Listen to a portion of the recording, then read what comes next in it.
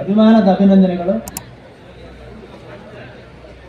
ನಮ್ಮ ಜಗನ್ನಾಥ್ ಹೆಬ್ಬಾಳೆ ಸರ್ ಅವರು ಎಲ್ಲರೂ ಸಹ ಅವರಿಗೆ ಅಭಿಮಾನಿಸಬೇಕು ಅಂತ ಕೇಳ್ಕೊಳ್ತೀನಿ.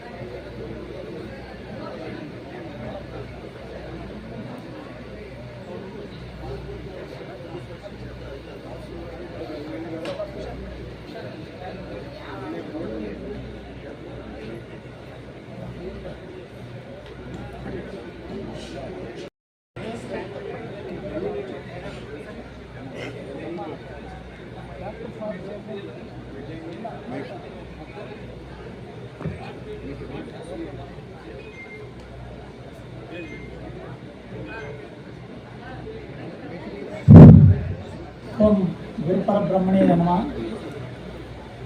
15ನೆಯ ರಾಜ್ಯ ಸಮ್ಮೇಳನದಲ್ಲಿ ನನಗೆ ಒಂದು ನಿಮ್ಮ ಎದುರಿಗೆ ಇವ್ರದ್ದು ನಮ್ಮ ಡಾಕ್ಟರ್ ಸಾಹೇಬ್ ಇಲ್ಲಿವರೆಗೂ ಸೈಂಟಿಫಿಕ್ ಆಗಿ ಹೇಳಿರ್ತಕ್ಕಂಥ ವಿಷಯ ಎಲ್ಲ ಮುಗಿದು ಹೋಗಿಬಿಟ್ಟಿದೆ. ಆದರೆ ಅವರಿಗಿರುವುದು ಒಂದು ಸೂಕ್ಷ್ಮದ ನಮ್ಮ ಪಾರಂಪರಿಕ ವೈದ್ಯದೊಳಗೆ ಅವ್ರನ್ನೇ ನಮ್ಮ ಮೈ ತುಂಬ ಮಸಾಜ್ ಮಾಡುವಂಥ ಅವಶ್ಯಕತೆ ಇರೋದಿಲ್ಲ. ಎಲ್ಲಿ ಅವರಿಗೆ ಸ್ಟಕ್ ಆಗಿದೆಯೋ ಅಲ್ಲಿ ನಮ್ಮ ಪಾರಂಪರಿಕ ವೈದ್ಯ ವಿಚಾರವನ್ನು ಅಷ್ಟೇ ಮಸಾಜ್ ಮಾಡಬೇಕನ್ನೋ ಒಂದು ಇದೆ ನಮ್ಮ ಗುರು ಹಿರಿಯರ ವಿಷಯ. ಅದನ್ನು ನಿಮ್ಮ ಎಲ್ಲರಿಗೂ ಪ್ರದರ್ಶನ ಮಾಡಿ ಅವರಿಗೆ ಒಂದು ರೋಗಮುಕ್ತವನ್ನು ಮಾಡಬೇಕನ್ನೋ ಅಂತ ಸಲಹೆ ಕೊಟ್ಟಿದ್ದಾರೆ. ಅದನ್ನು ಆ ಕೆಲಸ ನಾನು ಮಾಡ್ತಾ ಇದ್ದೀನಿ.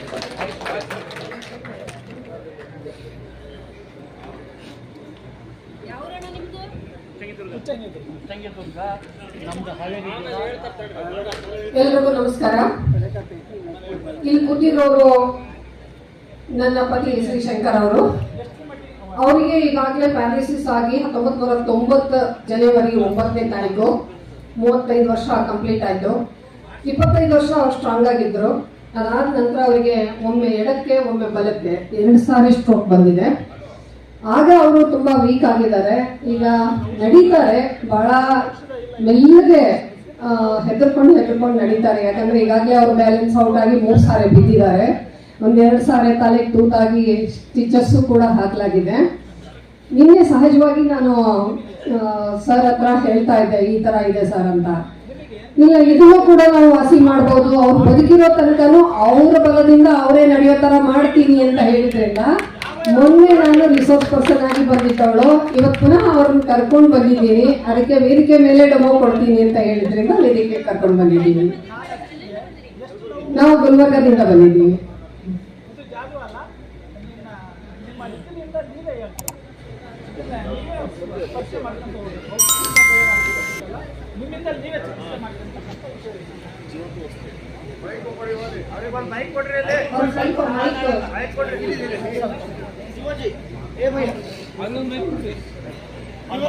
ರಾಜಶೇಖರ್ ಸರ್, ಕಾಂಟ್ಯಾಕ್ಟ್ಸ್ ಬೇಕಿಲ್ಲ.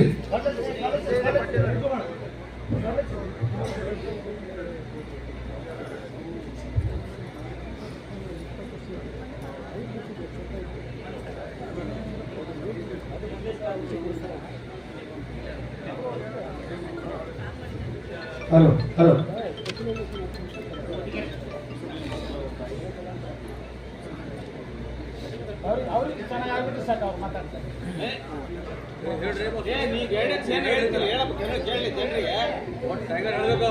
ಇವರಿಗೆ ಪಾತ ಶಾಲೆಯ ಕೆಟ್ಟು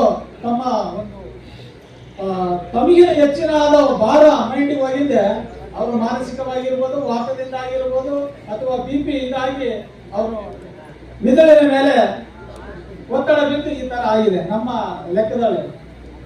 ಸೈಂಟಿಫಿಕ್ ಆಗಿ ಏನಾಗಿದೆ ಅನ್ನೋದು ನನಗೆ ಅದರ ಬಗ್ಗೆ ಜ್ಞಾನ ಇಲ್ಲ. ನನ್ನ ಜ್ಞಾನ ಇಷ್ಟಿದೆ. ಇದನ್ನ ಔಷಧಿ ಕೊಟ್ಟು ಜಲ್ದಿ ತಯಾರು ಮಾಡೋದು ಕಷ್ಟ. ಅವರಿಂದ ಅವರು ತಯಾರಾದಂತ ಇದು ವಿಧಾನ, ಅವರಿಂದಲೇ ಅವ್ರು ತಯಾರಾದಂತ ವಿಧಾನ. ನಾನು ಈಗ ಔಷಧಿ ಕೊಟ್ಟು ನಾನು ಹಾಳು ಮಾಡಿಲ್ಲ ಅನ್ನೋದಲ್ಲ, ಅವರಿಂದ ಅವರು ದಿನ ಕ್ರಿಯೆಯನ್ನು ಅವ್ರು ಮಾಡಿಕೊಂಡು ಅವರ ಆರೋಗ್ಯನ ಅವ್ರು ಕಾಪಾಡ್ತಕ್ಕಂಥ ವಿಧಾನವನ್ನ ನಾನು ಇವರಿಗೆ ಚಿಕಿತ್ಸೆ ಮಾಡ್ತಾ ಇದ್ದೀನಿ.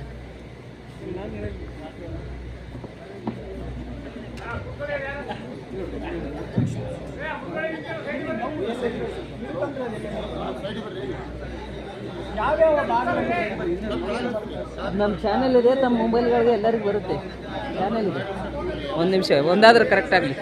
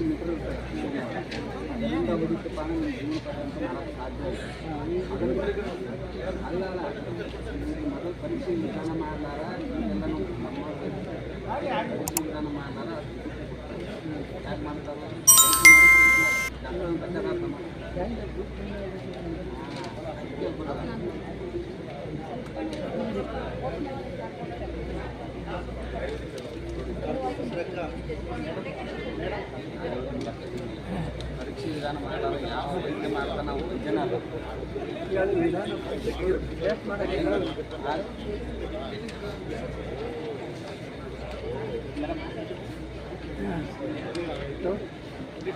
ಗೋಷ್ಠಿ 1 2 3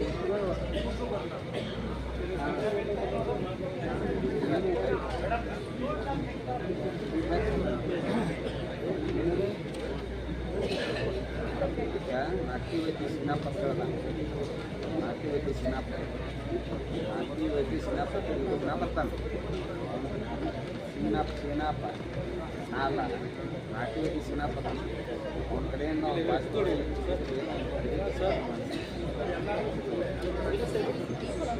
ಅಲ್ಲ ನೀವು ಸಾಧ್ಯ ನೀವು ಬಾಸ್ ವಾದಿಸ್ಬೇಕು ಅದು ಹಂಗದ ಉತ್ತಮ ಈಗ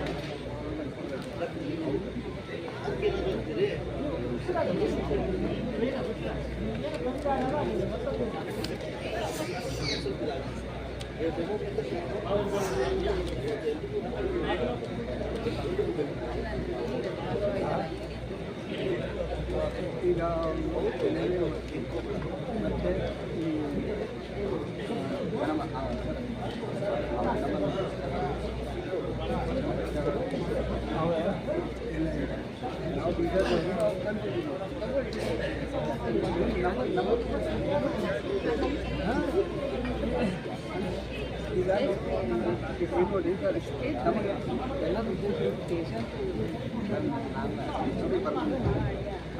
ಸಾಗರ ತೋರಿದ ನಿಮಗೆಲ್ಲ ಸಾವಿರ ಸಾವಿರ ಚಪ್ಪಾಳೆ, ನಾಡಿನ ಕೀರ್ತಿಯ ಬೆಳಗಿಸಿದ ನಿಮಗಿದ ಹೆಮ್ಮೆಯ ಚಪ್ಪಾಳೆ.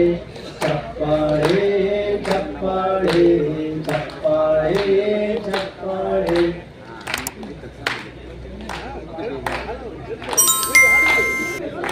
ಕನ್ನಂಗಾಳಿಯ ಕಟ್ಟಿಸಿದ ಭಾರತ ರತ್ನಗೆ ಚಪ್ಪಾಳೆ, ಕನ್ನಡ ಡಿಂಡಿಮ ಬಾರಿಸಿದ ಕವಿಗಳ ನಿಮಗಿನ ಚಪ್ಪಾಳೆ. ದೇಶವ ಕಾಯುವ ಯೋಧರಿಗೆ ನಮ್ಮ ಜಯದ ಚಪ್ಪಾಳೆ.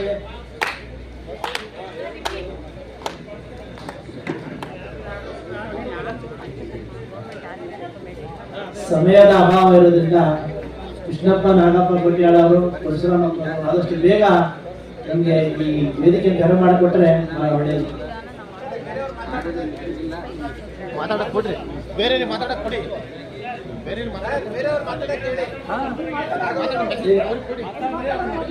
ಮುಂದೆ ಅವರು ಪ್ರಾಯೋಗಿಕವಾಗಿ ಮಾಡ್ತಾ ಇರಲಿ, ಮಾಡಿದಾದ್ಮೇಲೆ ಮತ್ತೆ ಅವರು ಚೇತರಿಸಿಕೊಂಡ ಮೇಲೆ ಮತ್ತೆ ಅವ್ರ ಕೈ ಪ್ರದರ್ಶನ.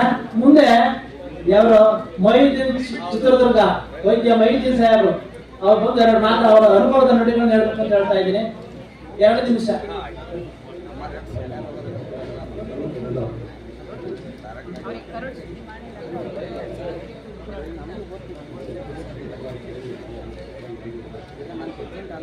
ನಮಸ್ಕಾರ, ನನ್ನ ಹೆಸರು ಮೊಹಿದ್ದೀನ್ ಸಾರ್ ಅಂತ. ಚಿತ್ರದುರ್ಗದಿಂದ ಬಂದಿದ್ದೀನಿ.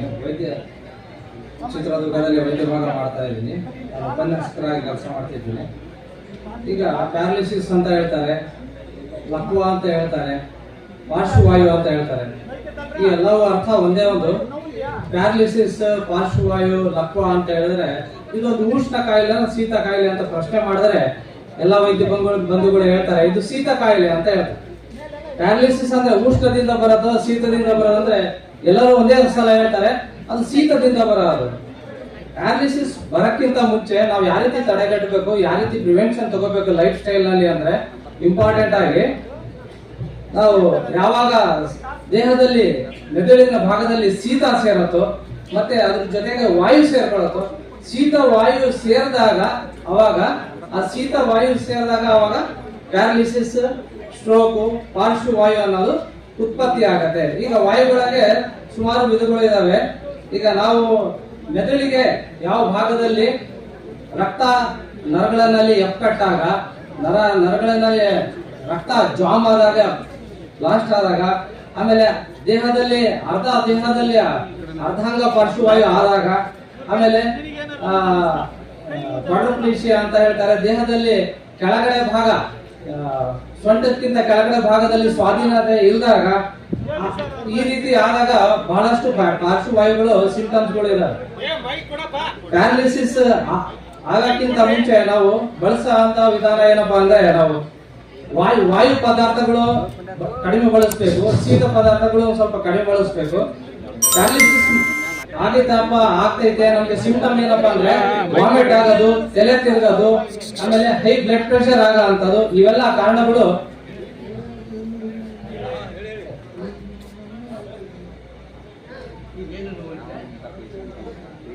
ಹತ್ರ ಇಡಿ ಮೈಕ್.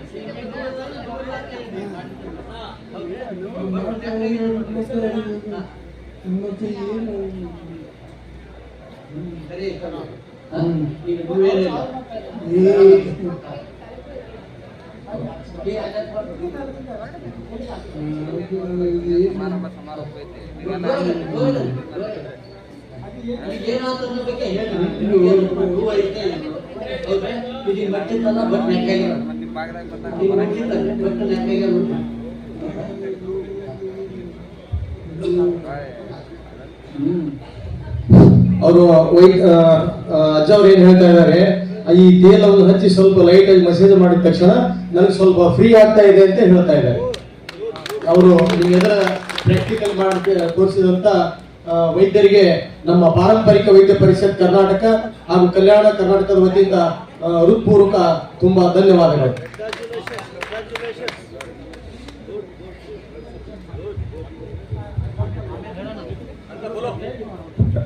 ಪ್ಯಾರಾಲಿಸಿಸ್ ಎಲ್ಲರೂ ಏನ್ ಹೇಳ್ತಾರೆ, ನಾನು ಆಲ್ರೆಡಿ ಹೇಳಿದ್ದೀನಿ, ಪ್ಯಾರಾಲಿಸಿಸ್ ಶೀತ ಕಾಯಿಲೆ. ನಾವು ಶೀತ ಆದಂಗೆ ನಮ್ಗೆ ನಾವು ಕಾಪಾಡ್ಕೋಬೇಕು, ಒಂದನೇದು. ಎರಡನೇದು ಏನಪ್ಪಾ ಅಂದ್ರೆ ಪ್ಯಾರಾಲಿಸಿಸ್ ಆಗಂತ ಸಿಂಪ್ಟಮ್ಗಳು ಏನಪ್ಪಾ ಅಂದ್ರೆ ನಂಬರ್ 1 ಎಕ್ಸೆಸಿವ್ ಸ್ಟ್ರೆಸ್ ತಗೊಳ್ಳೋಂಥದ್ದು ನಮ್ಮ ಲೈಫ್ ನಲ್ಲಿ. ಎರಡನೇದು ಏನಪ್ಪಾ ಅಂದ್ರೆ ಹೈ ಬ್ಲಡ್ ಪ್ರೆಷರ್ ಇಂದ ರಕ್ತ ಎಕ್ಕಟ್ಟತ್ತೆ, ಬ್ಲಾಕೇಜ್ ಆಗತ್ತೆ ನರಗಳಲ್ಲಿ. ಆ ಎರಡನೇ ಕಾರಣ ಅದು. ಮೂರನೇದು ಯಾವಾಗ ಮೇಹವಾಯು ಮೆದುಳಿಗೆ ಏರತ್ತೆ ಆ ಸಂದರ್ಭದಲ್ಲಿ ಯಾವಾಗ ಆ ಸಂದರ್ಭದಲ್ಲೂ ಸಹ ನಾವು ಬ್ಲಾಕೇಜ್ ಅನ್ನು ಆಗಂತ ಸಾಧ್ಯತೆ ಇರತ್ತೆ. ಆದ್ರಿಂದ ನಾವು ಪ್ಯಾರಾಲಿಸಿಸ್ ಬರಕ್ಕಿಂತ ಮುಂಚೆ ನಾವು ತಡೆಗಟ್ಟೋದು, BP ಕಂಟ್ರೋಲ್ ಮಾಡೋಂಥದ್ದು, ಎಕ್ಸೆಸಿವ್ ಸ್ಟ್ರೆಸ್ ಮಾಡದೇ ರೀತಿಯಾಗಿ ನಾವು ಲೈಫ್ ಸ್ಟೈಲ್ ಬಳಕೆ ಮಾಡೋಂಥದ್ದು ತುಂಬಾ ಇಂಪಾರ್ಟೆಂಟ್. ಪ್ಯಾರಾಲಿಸಿಸ್ ಆದ ತಕ್ಷಣ ಫಸ್ಟ್ ಮಾಡೋ ಅಂತ ಕೆಲಸ ಏನಪ್ಪಾ ಅಂದ್ರೆ ಎಲ್ಲರಿಗೂ ಸರ್ವಸಾಮಾನ್ಯವಾಗಿ ಗೊತ್ತಿರೋ ಅಂಥದ್ದು, ಕೊಬ್ಬರಿ ಎಣ್ಣೆನಲ್ಲಿ ಬೆಳ್ಳುಳ್ಳಿ ಹಾಕಿ ಒಂದ್ ಸ್ವಲ್ಪ ಜಜ್ಜಿ ಸ್ವಲ್ಪ ಬಿಸಿ ಮಾಡಿ ಆ ಎಣ್ಣೆಯನ್ನು ಏನ್ ಮಾಡ್ತೀವಿ, ಒಂದು ಅರ್ಧ ಲೋಟ ಅಷ್ಟು, ಯಾವ್ದು ಟೀ ಕುಡಿಯಲ್ಲ ಅಷ್ಟಲ್ಲಿ ಒಂದು ಅರ್ಧ ಲೋಟ ಅಷ್ಟು ಏನ್ ಮಾಡ್ತೀವಿ, ಫಸ್ಟ್ ಎಲ್ಲರೂ ಕೊಬ್ಬರಿ ಎಣ್ಣೆ ಕೊಡಿಸ್ತೀವಿ. ಉದ್ದೇಶ ಏನಪ್ಪಾ ಅಂದ್ರೆ ಬೇದಿ ಆದ್ರೆ ಆ ವಾಯು ಏನಾಗತ್ತೆ, ಮೆದುಳಿಗೆ ಏರಿದಂತ ವಾಯು ಸ್ವಲ್ಪ ಕಡಿಮೆ ಆಗತ್ತೆ, ವಿರೇಚನ ಮೋಷನ್ ಆಗತ್ತೆ, ಸುಟ್ಟು ಬೇದಿ ಆಗತ್ತೆ. ಉದ್ದೇಶ ಇಷ್ಟೇ ಆಗತ್ತೆ. ಉಷ್ಣ, ಬೆಳ್ಳುಳ್ಳಿಯಿಂದ ಉಷ್ಣ ಬರುತ್ತೆ, ರಕ್ತ ತಿಳಿ ಆಗತ್ತೆ, ಎಣ್ಣೆಯಿಂದ ಕೊಬ್ಬರಿ ಎಣ್ಣೆಯಿಂದ ಮೋಷನ್ ಆಗತ್ತೆ. ಆದ್ರಿಂದ ಈ ರೀತಿ ಪಾರ್ಶ್ವವಾಯು ಸರಳ ಆದ ತಕ್ಷಣ ಫಸ್ಟ್ ಎಲ್ಲರೂ ಮಾಡೋದು ಒಂದೇ ಒಂದು ಏನಪ್ಪಾ ಅಂದ್ರೆ ಎಲ್ಲರೂ ಮಾಡೋದು ಏನಪ್ಪಾ ಅಂದ್ರೆ ಕೊಬ್ಬರಿ ಎಣ್ಣೆನಲ್ಲಿ ಬೆಳ್ಳುಳ್ಳಿ ಹಾಕಿ ಕುಟ್ಟಿ ಸ್ವಲ್ಪ ಕುದಿಸಿ ತಣ್ಣಗೆ ಮಾಡಿ ಕುಡಿಸೋ ಅಂತದ್ದು. ಎರಡನೇದು ವಿಧಾನ ಏನಪ್ಪಾ ಅಂದ್ರೆ ವೈದ್ಯ ಭಾಗ ಗೊತ್ತಿರೋಂತರ ಹತ್ರ ಚಿಕಿತ್ಸೆ ತಗೊಳ್ಳೋ ಅಂತದ್ದು, ರಕ್ತ ಆಯಿಲ್ ಮಸಾಜ್ ಮಾಡೋ ಅಂತದ್ದು, ಕಷಾಯ ಕುಡಿಯೋ ಅಂತವು, ಇವೆಲ್ಲವೂ ಮಾಡಬೇಕಾಗತ್ತೆ. ಯಾವುದು ಒಂದೇ ಮಸಾಜಿಂದನೂ ಒಂದೇ ಸಲ ಎಲ್ಲ ಗುಣ ಆಗಲ್ಲ. ಆಮೇಲೆ ಬರೇ ಮಾತ್ರೆ ತಗೊಂಡ ತಕ್ಷಣ ಗುಣ ಆಗಲ್ಲ. ಆಮೇಲೆ ಕಷಾಯ ತಗೊಂಡ ತಕ್ಷಣ ಗುಣ ಆಗಲ್ಲ. ಈಗ ಸರ್ವಸಾಮಾನ್ಯವಾಗಿ ಪಾರ್ಶ್ವವಾಗಿ ಬಳಸೋ ಅಂತ ಮೂಲಿಕೆಗಳು ಏನಪ್ಪಾ ಅಂದ್ರೆ ಕೆಲವೊಬ್ರು ಕಷಾಯ ಮಾಡ್ಕೊಡ್ತಾರೆ, ನಾನು ಅದೇ ರೀತಿ ಕಷಾಯ ಮಾಡ್ಕೊಡ್ತೀನಿ. ಲಕ್ಲಿ ಸೊಪ್ಪು ಅಂತ ಹೇಳ್ತಾರೆ, ನಿರ್ಗುಂಡಿ, ಬ್ರಾಹ್ಮಿ, ಬಲ, ಮೆಣಸು, ಬೆಳ್ಳುಳ್ಳಿ, ಅಶ್ವಗಂಧ, ಹೊಡವಿನ ಗಿಡದ್ದು ಚಕ್ಕೆ, ಇಷ್ಟು ಸೇರಿ ಕಷಾಯ ಮಾಡಿ ಚತುರ್ಮಾಂಸ ಕಷಾಯ ಮಾಡಿಕೊಟ್ರೆ ಬೆಳಿಗ್ಗೆ ಸಂಜೆ 2 ಸಲ. ಆಮೇಲೆ ಪಥ್ಯ ಬಹಳ ಇಂಪಾರ್ಟೆಂಟ್. ಪಾರ್ಶ್ವವಾಯು ಇದ್ದಾಗ ನುಗ್ಗೆಕಾಯಿ ಸೊಪ್ಪು, ಹುಳಿಕಾಳು ಅನ್ನ, ನವಣಕ್ಕಿ ಅನ್ನ ಈ ರೀತಿ ಬಳಸಬೇಕು. ತಂಪಾದ ಪದಾರ್ಥ, ಬಿಳೆ ರೈಸ್ ಎಲ್ಲ ಬಳಸಬಾರ್ದು, ಗೋಧಿ ಪದಾರ್ಥಗಳು ಎಲ್ಲ ಬಳಸಬೇಕು. ಈ ರೀತಿ ಕಷಾಯ ಮಾಡಿ ಈ ಪದ್ಧತಿಯನ್ನು ಫಾಲೋ ಮಾಡಿದ್ರೆ, ಪಥ್ಯ ಇದ್ರೆ ಪಾರ್ಶ್ವವಾಯು ಖಂಡಿತ ಕಡಿಮೆ ಆಗತ್ತೆ. ಧನ್ಯವಾದಗಳು. ಡಾಕ್ಟರ್ ಮೊಹಿದ್ದೀನ್ ಸಾಹೇಬ್ರಿಗೆ ಧನ್ಯವಾದಗಳು.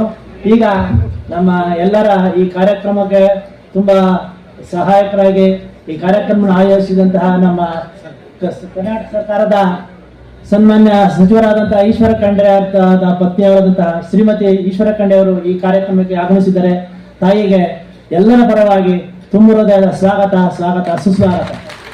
ನೋಡಿ, ಈ ಪ್ರಾಕ್ಟಿಕಲ್ ಮಾಡಿಸಿಕೊಂಡಂತ ನಮ್ಮ ಅಜ್ಜನವರು ಇಲ್ಲಿಂದ ಆ ಸ್ಟಿಕ್ಕರ್ ಹಿಡ್ಕೊಂಡು ಕೆಳಗಡೆ ಅವರೇ ಹೇಳ್ತಾ ಇದ್ದಾರೆ. ಮೇಲ್ಗಡೆ ಕರ್ಕೊಂಡು ಬರುವಾಗ ಎತ್ಕೊಂಡು ಬಂದಿದ್ದಾರೆ. ಈಗ ಅವರು ತಮ್ಮ ಬ್ಯಾಲೆನ್ಸ್ ನಮ್ಮ ಸಚಿವರಿಗೆ ಜೊತೆಯಲ್ಲಿ ಅವರ ಧರ್ಮಪತ್ನಿ ಆದಂತ ಡಾಕ್ಟರ್ ಗೀತಕ್ಕ ಅವರಿಗೆ ನಾವು ಅಭಿನಂದನೆಗಳನ್ನ ಸಲ್ಲಿಸ್ತೇವೆ.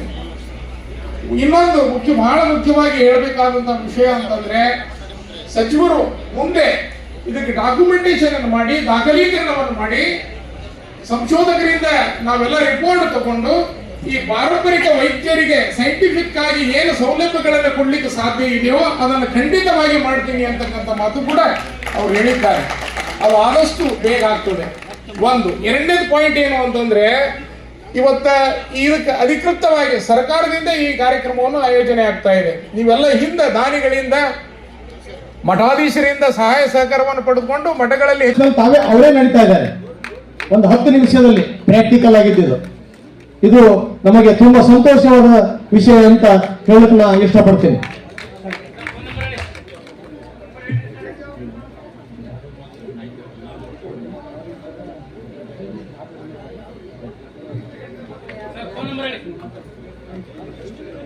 ಬಂಧುಗಳೇ, 15ನೇ ಪಾರಂಪರಿಕ ವೈದ್ಯ ಸಮ್ಮೇಳನ ಆಯೋಜನೆಗೆ ಮೂಲ ಕಾರಣೀಭೂತರಾದಂತಹ ನಮ್ಮ ಬೀದರ್ ಜಿಲ್ಲಾ ಉಸ್ತುವಾರಿ ಸಚಿವರು ಹಾಗೂ ಅರಣ್ಯ ಜೀವಿಶಾಸ್ತ್ರ ಪರಿಸರ ಖಾತೆ ಸಚಿವರಾದಂತಹ ಸನ್ಮಾನ್ಯ ಈಶ್ವರ ಖಂಡ್ರೆ ಸರ್ ಜೀವನ ಸಂಗಾತಿ ಅಕ್ಕವರಾದಂತಹ ಡಾಕ್ಟರ್ ಗೀತಾ ಖಂಡ್ರೆ ಅಕ್ಕವರು ವೇದಿಕೆ ಮೇಲೆ ಉಪಸ್ಥಿತರಿದ್ದಾರೆ. ಅವರಿಗೆ ನಮ್ಮ ವೇದಿಕೆ ಪರವಾಗಿ ಹಾರ್ದಿಕ ಸ್ವಾಗತವನ್ನ ಕೋರ್ತೇನೆ. ಜೊತೆಗೆ ನಮ್ಮ ಪ್ರೊಫೆಸರ್ ಉಮಾಕಾಂತ್ ಪಾಟೀಲ್ ಜಿ ಅವರ ಧರ್ಮಪತ್ನಿ, ಜೀವನ ಸಂಗಾತಿ ಆದಂತಹ ಅಕ್ಕ ಪಾಟೀಲ್ ಅವರು ಕೂಡ ಬಂದಿದ್ದಾರೆ. ಅವರಿಗೂ ಕೂಡ ಹಾರ್ದಿಕ ಸ್ವಾಗತವನ್ನ ಕೋರ್ತೇನೆ. ಗೀತಕ್ಕ ಅವರು ಮತ್ತು ಪಾಟೀಲ್ ಅಕ್ಕ ಅವರು ಬಂಧುಗಳು. ಪಾಟೀಲ್ ಅಕ್ಕ ಅವರ ಅಣ್ಣವರ ಮಗಳೇ ಗೀತಕ್ಕ ಅವರು. ಹೀಗಾಗಿ ತಮಗೆ ಪರಿಚಯವನ್ನು ಮಾಡಲಿಕ್ಕೆ ಬಯಸ್ತೀನಿ. ಒಂದು ಮಾತನ್ನ ತಮ್ಮ ಗಮನಕ್ಕೆ ತರ್ತೀನಿ. 14 ಸಮ್ಮೇಳನಗಳನ್ನ ಪಾರಂಪರಿಕ ವೈದ್ಯ ಪರಿಷತ್ತು ಹಿಂದೆ ಆಯೋಜನೆಯನ್ನು ಮಾಡಿದೆ. ಅದಕ್ಕೆ ಮಠಮಾನ್ಯಗಳಲ್ಲಿ ಬೇರೆ ದಾನಿಗಳ ಸಹಾಯ ಸಹಕಾರದೊಂದಿಗೆ ಸಮ್ಮೇಳನ ಹಿಂದಾದು ಕರ್ನಾಟಕ, ಹೆಚ್ಚಾಗಿ ದಕ್ಷಿಣ ಕರ್ನಾಟಕದಲ್ಲಾಗಿದೆ, ಉತ್ತರ ಕರ್ನಾಟಕದಲ್ಲಿ ಕೆಲವು ಜಿಲ್ಲೆಗಳಲ್ಲಾಗಿದೆ. ಆದರೆ ಅದಕ್ಕೆ ಸರ್ಕಾರದ ಯಾವುದೇ ಸಹಾಯ ಅನುದಾನ ಇರಲಿಲ್ಲ. ಇದನ್ನು ಮನಗಂಡು ನಮ್ಮ ಉಸ್ತುವಾರಿ ಸಚಿವರಾದಂತಹ ಸನ್ಮಾನ್ಯ ಈಶ್ವರ್ ಖಂಡ್ರೆ ಸರ್ ಜೊತೆಗೆ ಡಾಕ್ಟರ್ ಉಮಾಕಾಂತ್ ಪಾಟೀಲ್ರು, ಪ್ರಭು ಶೆಟ್ಟಿ ಮೌಲಿಗೆ ಅವರು, ನಮ್ಮ ಟೀಮ್, ನಮ್ಮೆಲ್ಲ ಗೆಳೆಯರ ಬಳಗ ಒಂದ್ಸಲ ಅಕ್ಕಮದೇವಿ ಕಾಲೇಜಿನಲ್ಲಿ ಹೋಗಿ ಇದನ್ನು ಮನವರಿಕೆ ಮಾಡಿದೀವಿ ಅವರಿಗೆ. ಸರ್, ಈ ಪಾರಂಪರಿಕ ವೈದ್ಯರಿಗೆ ಸರ್ಕಾರದಿಂದ ಇಲ್ಲಿವರೆಗೆ ಯಾವುದೇ ಮಾನ್ಯತೆ ಇಲ್ಲ.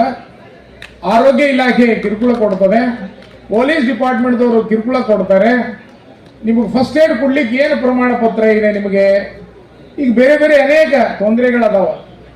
ಆಮೇಲೆ ಇದು ಈ ಜ್ಞಾನ ಪಾರಂಪರಿಕವಾಗಿ ಬಂದಿದ್ದು, ಅವರ ತಂದೆ, ಅವರ ಮುತ್ತಜ್ಜ ಹೀಗೆ ಪಾರಂಪರಿಕವಾಗಿ ಬಂದಂತ ಪದ್ಧತಿಯನ್ನ ಇದನ್ನು ಇವತ್ತು ಉಳಿಸ್ಕೋಬೇಕಾಗಿದೆ. 300 ವರ್ಷಗಳ ಹಿಂದೆ ಈ ಪದ್ಧತಿನೇ ನಮ್ಮ ಭಾರತ ದೇಶದಲ್ಲಿ ಹೆಚ್ಚಿತ್ತು, ಪಾರಂಪರಿಕ ವೈದ್ಯ ಪದ್ಧತಿ. ಮೊನ್ನೆ ಸೂಲಗಿತ್ತಿ ಅವರಿಗೆ ಪದ್ಮಶ್ರೀ ಬಂತು. ನಾ ಈ ಮಾತನ್ನು ಯಾಕೆ ಹೇಳ್ತಾ ಇದ್ದೀನಿ ಅಂದ್ರೆ, ಈ ಪರಂಪರೆಯನ್ನು ಉಳಿಸಬೇಕು, ಬೆಳೆಸಬೇಕು ಅನ್ನುವ ಸದಾಶಯದ ಹಿನ್ನೆಲೆಯಲ್ಲಿ ನಮ್ಮ ಉಸ್ತುವಾರಿ ಸಚಿವರಾದಂತಹ ಸನ್ಮಾನ್ಯ ಈಶ್ವರ್ ಖಂಡ್ರೆ ಸರ್ ಕೃಪಾ ಕಟಾಕ್ಷದಿಂದ ಈ ಸಮ್ಮೇಳನವನ್ನು ನಡೀತಾ ಇದೆ. ಹೀಗಾಗಿ ನಮ್ಮ ಸಚಿವರಿಗೆ, ಜೊತೆಯಲ್ಲಿ ಅವರ ಧರ್ಮಪತ್ನಿಯಾದಂತಹ ಡಾಕ್ಟರ್ ಗೀತಕ್ಕ ಅವರಿಗೆ ನಾವು ಅಭಿನಂದನೆಗಳನ್ನು ಸಲ್ಲಿಸ್ತೇವೆ. ಇನ್ನೊಂದು ಬಹಳ ಮುಖ್ಯವಾಗಿ ಹೇಳಬೇಕಾದಂತಹ ವಿಷಯ ಅಂತಂದ್ರೆ, ಸಚಿವರು ಮುಂದೆ ಇದಕ್ಕೆ ಡಾಕ್ಯುಮೆಂಟೇಶನ್ ಅನ್ನು ಮಾಡಿ, ದಾಖಲೀಕರಣವನ್ನು ಮಾಡಿ, ಸಂಶೋಧಕರಿಂದ ನಾವೆಲ್ಲ ರಿಪೋರ್ಟ್ ತಗೊಂಡು ಈ ಪಾರಂಪರಿಕ ವೈದ್ಯರಿಗೆ ಸೈಂಟಿಫಿಕ್ ಆಗಿ ಏನು ಸೌಲಭ್ಯಗಳನ್ನು ಕೊಡ್ಲಿಕ್ಕೆ ಸಾಧ್ಯ ಇದೆಯೋ ಅದನ್ನು ಖಂಡಿತವಾಗಿ ಮಾಡ್ತೀನಿ ಅಂತಕ್ಕಂಥ ಮಾತು ಕೂಡ ಅವ್ರು ಹೇಳಿದ್ದಾರೆ. ಅದು ಆದಷ್ಟು ಬೇಗ ಆಗ್ತದೆ. ಒಂದು. ಎರಡನೇದು ಪಾಯಿಂಟ್ ಏನು ಅಂತಂದ್ರೆ, ಇವತ್ತ ಇದಕ್ಕೆ ಅಧಿಕೃತವಾಗಿ ಸರ್ಕಾರದಿಂದ ಈ ಕಾರ್ಯಕ್ರಮವನ್ನು ಆಯೋಜನೆ ಆಗ್ತಾ ಇದೆ. ನೀವೆಲ್ಲ ಹಿಂದೆ ದಾನಿಗಳಿಂದ, ಮಠಾಧೀಶರಿಂದ ಸಹಾಯ ಸಹಕಾರವನ್ನು ಪಡೆದುಕೊಂಡು ಮಠಗಳಲ್ಲಿ ಹೆಚ್ಚಿನ ಕಾರ್ಯಕ್ರಮಗಳನ್ನು ಮಾಡಿದ್ದೀರಿ.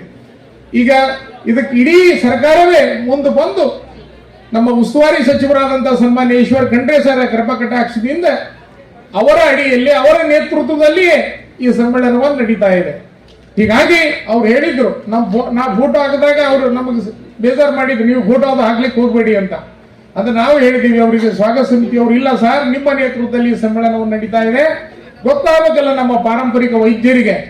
ನಮ್ಮ ಪರಿಚಯ ಅಂತೂ ಕರ್ನಾಟಕದಾದ್ಯಂತ ಇದೆ, ಆದ್ರೂ ಕೂಡ ಒಂದು ಮುಖದರ್ಶನ ಆಗಲಿ ಅಂತ ಅವರಿಗೆ ನಾವು ಮನವರಿಕೆಯನ್ನು ಮಾಡಿ, ಅವರು ಇನ್ವಿಟೇಷನ್ ಕಾರ್ಡ್ ಮೇಲೆ ಫೋಟೋ ಹಾಕ್ಲಿಕ್ಕೂ ಕೂಡ ಅನುಮತಿ ಕೊಡಲಿಲ್ಲ. ಅವರು ಬೇಡ, ನಮ್ಮ ಹೆಸರು ಬೇಡ, ಒಟ್ಟು ಸರ್ಕಾರ ಇದೇನು ಈ ಕಾರ್ಯಕ್ರಮವನ್ನು ಆಯೋಜನೆ ಮಾಡಿ ಅಂತ. ಹೀಗಾಗಿ ಈ ಎಲ್ಲಾ ಶ್ರೇಯಸ್ಸನ್ನು ಸುಮಾರು 18ರಿಂದ 2,000 ಪಾರಂಪರಿಕ ವೈದ್ಯರು ಕರ್ನಾಟಕ ರಾಜ್ಯದ ಮೂಲೆಗಳಿಂದ ಬಂದಿರಲ್ಲ, ಅದಕ್ಕೆಲ್ಲ ಈ ಬೀದರಿಗೆ ಬರಬೇಕಾಯ್ತು ಅಂದ್ರೆ ಕಾರಣೀಕರ್ತರು ಯಾರು ಅಂದ್ರೆ ನಮ್ಮ ಉಸ್ತುವಾರಿ ಸಚಿವರು ಸನ್ಮಾನ್ಯ ಈಶ್ವರ್ ಖಂಡ್ರೆ ಸರ್. ಅದನ್ನು ಬಹಳ ಅಭಿಮಾನದಿಂದ, ಪ್ರೀತಿಯಿಂದ ಹೇಳಿಕ್ಕೆ ಇಚ್ಛೆ ಅಂತ ಪಡ್ತೀನಿ. ಆದ್ರೆ ಇವತ್ತು ಅಕ್ಕ ಅವರು ಏನು ಅಂತಂದ್ರೆ, ನಮ್ಮೊಂದಿಗೆ ಇರಬೇಕು, ಕೆಲವು ಕಾಲ, ಕೆಲವು ಸಮಯ, ಕೆಲವು ಗಂಟೆ ತಮ್ಮೊಂದಿಗೆ ಕಳಿಬೇಕು ಅನ್ನೋ ಒಂದು ಪ್ರೀತಿಯಿಂದ ಇವತ್ತು ಸಮ್ಮೇಳನದಲ್ಲಿ ಭಾಗವಹಿಸಲಿಕ್ಕೆ ಅಕ್ಕ ಅವರು ಬಂದಿದ್ದಾರೆ. ಹೀಗಾಗಿ ಅವರಿಗೆ ಮತ್ತೊಮ್ಮೆ ನಮ್ಮ ಬೀದರ್ ಜಿಲ್ಲಾಡಳಿತ, ಪಾರಂಪರಿಕ ವೈದ್ಯ ಪರಿಷತ್ತು, ಕಲ್ಯಾಣ ಕರ್ನಾಟಕ ಪಾರಂಪರಿಕ ವೈದ್ಯ ಪರಿಷತ್ತು ಹಾಗೂ ತಮ್ಮೆಲ್ಲರ ಪರವಾಗಿ ಅವರಿಗೆ ಹಾರ್ದಿಕವಾಗಿ ಸ್ವಾಗತವನ್ನು ಕೋರಿ, ನಮ್ಮ ಈ ವೇದಿಕೆ ಪರವಾಗಿ ಅವರಿಗೆ ಗೌರವಿಸ್ತಾ ಇದ್ದೀವಿ. ಅದಕ್ಕೆ ಅಕ್ಕ ಅವರಿಗೆ ಸಹಕಾರ ನಮಗೆ ನೀಡಬೇಕಂತ ಕೇಳಿಕೊಂಡು ನನ್ನ ಮಾತುಗಳನ್ನ ಮುಗಿಸ್ತೇನೆ. ನಮಸ್ಕಾರ.